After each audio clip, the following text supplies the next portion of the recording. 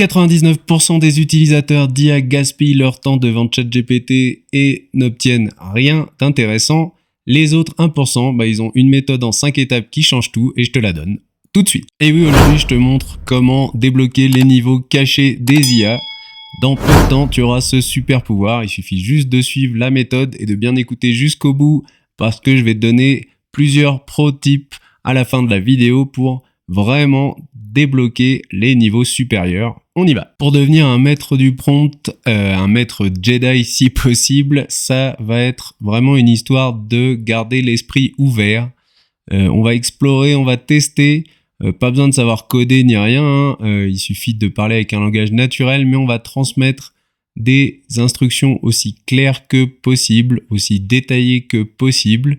Et tout ça, ça va nous permettre de faire du prompt engineering, c'est-à-dire créer des prompts de qualité. Et surtout, on va itérer, on va améliorer petit à petit et on va vraiment obtenir des résultats formidables. C'est parti. Ok, donc pour 2026, il faudra structurer ces prompts en 5 parties. Ça va faire R, C, M, P, O. R, c'est pour le rôle. Donc tu vois que l'IA sans rôle, c'est n'importe qui à droite, mais nous, à gauche, on va lui donner une casquette, un chapeau, un masque. Bref, on va en faire une personne bien précise. Et ça va être le rôle de l'IA. Ensuite, contexte, c'est lui donner un maximum de contexte pour qu'elle puisse savoir de quoi elle parle, pourquoi, dans quel but, etc., etc. Une réponse générique, ça intéresse personne. Ce qu'on veut, nous, c'est avoir une réponse précise, contextualisée. Donc, on lui donne un contexte. Ensuite, il va falloir lui donner une mission. Donc, un chemin à suivre, une direction. Où elle va à la fin, c'est quoi son but, d'accord ? Compléter des tâches, nous aider, nous améliorer, sauver le monde, une mission. Enfin, on va lui donner un process, c'est-à-dire des étapes à suivre. Pourquoi l'envoyer dans tous les sens quand tu peux lui dire, si tu le sais, 1. Ouvre le PDF et regarde le contenu, 2. Fais un résumé, etc., etc. Donc si c'est possible, et à chaque fois que c'est possible, on donne le process, les étapes à suivre à l'IA. Elle va les suivre naturellement et on va être beaucoup plus efficace.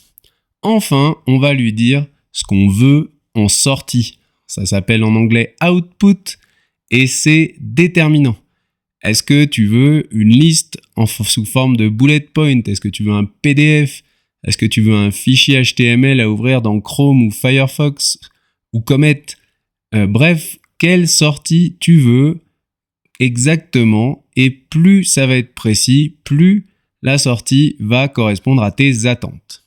Voilà pour les 5 étapes. Maintenant, on va voir 3 exemples de ce que ça donne dans la réalité. Allez, on attaque avec le prompt numéro 1. Agis comme un chef étoilé qui donne des conseils de cuisine à un amateur total. Petite astuce avec les dièses là du format Markdown, tu peux donner un ordre d'importance à chaque partie. Donc le rôle, je mets toujours le niveau 1, c'est-à-dire le plus important, mais tu vois, ensuite, tu peux varier entre 3 et 2 pour donner plus ou moins d'importance à chaque partie.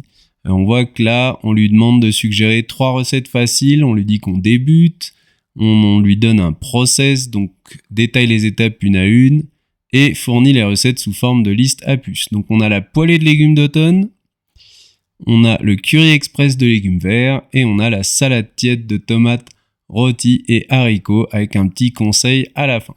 On passe au prompt numéro 2, avocat spécialisé en droit du travail. On vient d'être licencié, on veut savoir quelle démarche entreprendre. Donne-moi d'abord les démarches urgentes, output en 2 colonnes, action à prendre, délai. Donc là, il nous répond avec du texte, procédure à moyen terme et surtout le tableau récapitulatif des démarches avec les actions à prendre et les délais.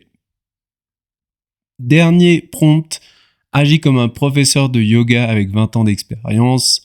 J'ai des problèmes de dos, prépare-moi une séance de yoga de 15 minutes sans matériel. Output sous forme de checklist avec minuteur. Et c'est parti, on a bien un échauffement, des postures et un retour au calme de 3 minutes.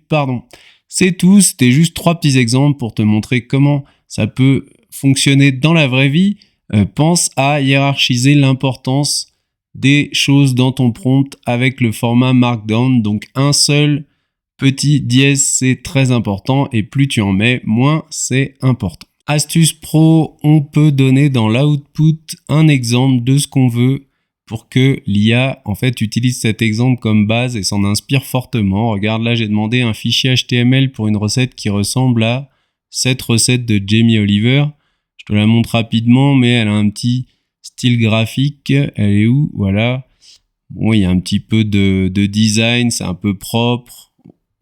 Voyons maintenant ce que ça m'a donné. Je lui ai dit même joli style graphique et CSS. Et ma recette, c'est devenu ceci, un petit carpaccio de légumes d'automne que je peux ouvrir dans Firefox, Chrome, Comet, n'importe quel navigateur. Et tu vois qu'il y a une petite touche visuelle un peu sympa. Ça permet d'avoir une sortie un peu plus cool. Le fichier HTML, c'est toujours très malin. Astuce pro, créer des espaces de travail ou des projets dans ChatGPT, ça dépend dans quel IA vous êtes. Mais regardez, moi par exemple, mon espace titre YouTube, j'ai des fichiers joints qui servent de contexte, j'ai des instructions, tu es un expert en SEO et CTR YouTube, et tu me conseilles pour la rédaction de mes titres. Niveau 2, tu proposes toujours 4 titres, 2, ta. Je vais pas vous donner tout le détail, mais croyez-moi, cet espace de travail, c'est de la bombe atomique. Donc, créez des espaces de travail, améliorez vos instructions, donnez des fichiers en contexte et vous aurez ça en permanence et vous allez travailler de plus en plus vite et de manière surtout beaucoup plus efficace. Des astuces, il y en a des tonnes. Tu peux découper les prompts complexes en plusieurs prompts successifs. Tu peux utiliser l'itération pour améliorer évidemment tes prompts à chaque essai. Là, je te donne une astuce vraiment cool, c'est le Tree of Thought en anglais, c'est-à-dire arbre de pensée et c'est-à-dire proposer plusieurs chemins à l'IA. Là, regarde dans mon prompt de recette, dans la mission maintenant, j'ai 3 versions du curry végétarien. J'en veux une inspirée par le chef Gordon Ramsay, une autre par Yoshihiro Murata et une autre par Ferran Adria. Et regarde, j'ai demandé en output les recettes côte à côte et il me propose 3 recettes avec 3 styles différents. Ça, c'est vraiment très efficace. Dernière astuce, créer des personas hyper précis, mais pour ça, je t'ai déjà fait une vidéo la semaine dernière, donc je te renvoie vers celle-ci. L'IA, c'est donc un super outil qui amplifie les idées de ceux qui savent lui parler. Donc maintenant que tu as ce super pouvoir et que tu peux me murmurer aux oreilles des IA, eh ben vas-y, lance tes workflows, crée tes espaces de travail, utilise ton nouveau super pouvoir.